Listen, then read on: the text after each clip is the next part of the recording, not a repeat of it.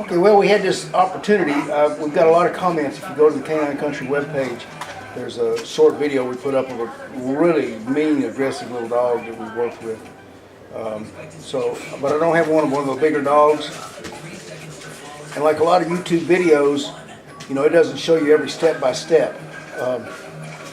You know, a lot of stuff you see on there, they kind of, we're going to solve the problem, and then they show you over a 79-day period. So the proper corrections, the proper equipment, and the right amount of patience can solve a lot of problems pretty quick. We want you to learn something from this if you can. So this lady pulled in, she's got a really aggressive German Shepherd. When people come to the house, she now has to lock him in a room. He won't let anybody in. She had to quit taking him on walks because every time he sees a dog, he goes berserk. She's a little small lady, and he's a pretty big Shepherd. So I offered to go out there and see if we could show her how to work with the dog and sort of fix the problem in 15 minutes or less. Let's see what happens. These are the training collars we use. It's a Herm Springer prong collar. I wouldn't buy one at a pet store. The purpose of this collar is psychological. It's not painful. That's the big myth.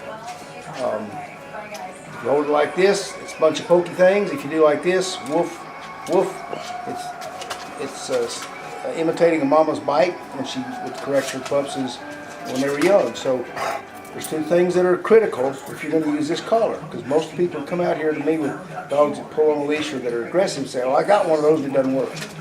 First, it has to be fitted properly. It has to be positioned properly. And then after all that, you have to learn how to use it properly. And remember what I said, this is meant to be psychological. Woof, woof, not painful. So how you do your corrections and how you handle your leash are really important. And you'll see how we do that, and I think we explained some of it. You're going to see just straight footage of what we did with this dog. I'll let you be the judge of whether or not he's aggressive. And we'll go from there. And Stan just reminded me, you can go, you know, we got our new YouTube channel, getting ready for our debut on our brand new webpage. And you please, if you like what you're seeing, head on over to YouTube, give us a thumbs up, like, subscribe, and of course share away. And we'll see you in the next one. Let's come back over here, Monica. There's a dog coming out right there. Let's turn and watch, and let's see what happens when this dog comes out. Stay back here a little bit. You're a little close.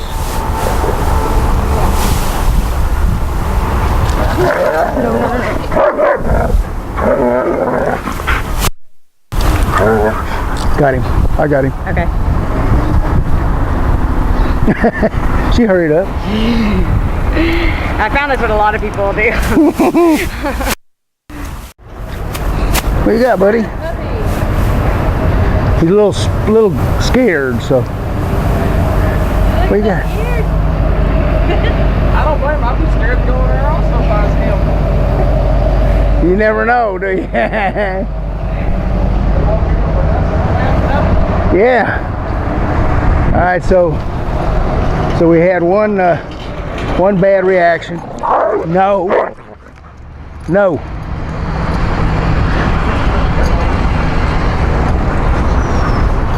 So we had two bad reactions, but what we're getting is with a strong enough correction, he's quieting down really quick. Okay, so I'm just not maybe doing it. Does he quiet down that? You never got him to quiet down. No, not that quickly, no. I mean, it depends on who it is and the dog, but no, he doesn't. No, it takes a little longer than that. Okay, so we got a starting point. Okay. Because a correction changed his behavior, we know that this is more a learned behavior than like fear from lack of early socialization or some spook, you know, what do you call it, phobia that humans have. Okay. So that behavior is something he learned, and that means he's thinking about it, processing what he's doing, and wanting to go do it. Okay. So you give him something to make that want to less desirable, and he's clear-headed enough to think and settle down. Okay. So that's where we're at. Here comes a little mouthful. That's a cute dog you got there. Don't come any closer to this one. He's mean, but that's cute as can be. I like your dog. Thank you. He likes your dog. On a plate, fried, roasted. Yeah. Good boy. Now see, now it's going to be important we let him know he did good. Okay. No, so he starts getting a command. What's important, his leash is loose right now. No, no. Do you hear me? No. Yeah, he's definitely learned There you go. That's important when you're doing something like this, that you have slack in your leash. Okay.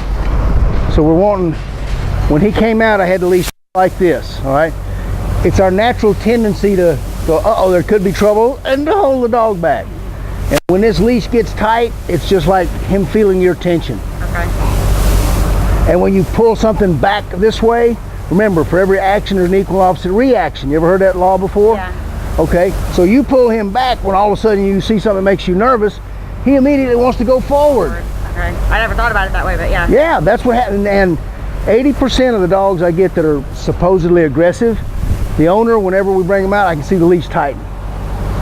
So I kept my leash loose, and he let that little dog come a whole lot closer. And he was, yeah, I mean, he calmed down very quickly. Okay. Very quickly. So he's learning. Yeah. So the next thing we got to do, the other thing about the loose leash is, if your leash is already tight, the reason dogs never learn its bad behavior is because you can't correct him with the tight leash. All you can do is pull him back. Okay. So hey, no. No. There we go. Much better? Yeah, much better. All right. So we know this is an acquired behavior, and with the proper instruction, he's going to figure out he can't get away with that stuff. Okay. All right. So keep the leash loose, and then he does that. Let me demonstrate it one time. Okay. You're always going to have just this little bit, just a little bit of slack, because with this bit of slack, this time when he lunged at people, instead of pull back, he got a bite from mama dog, which is that collar. Okay. And then you can repeat it 2 or 3 times. Pop, pop. The important thing is you put the word no in front of that pop, pop. Okay. Because pretty soon, no will be as important as the pop. All right. And you won't need to worry about the pop. Okay. Just saying no will be enough? Yeah. Okay. See, like right now, I'm going to give him, this is just this much slack. He's looking at those ladies there. They're looking back, and they ain't real sure. So, I want to see what happens when this lady here comes, Stan.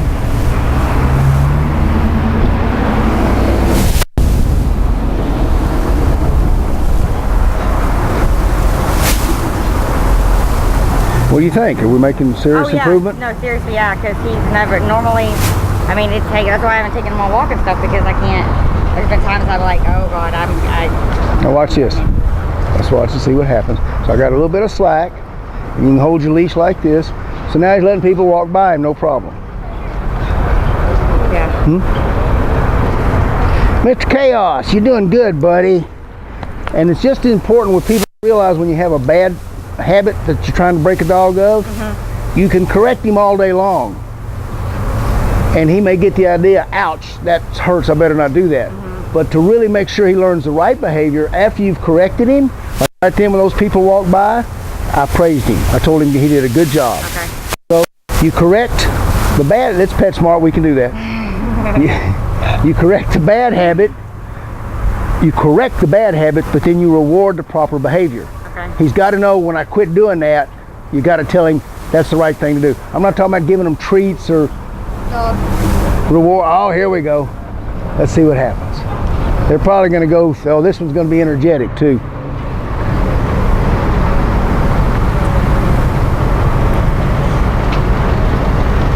Y'all going in this door here? Yeah. We're just taking a little video here. No. Attaboy. There you go. Good boy, Chaos. See? There you go, Chaosy. And so we're going to proper behavior.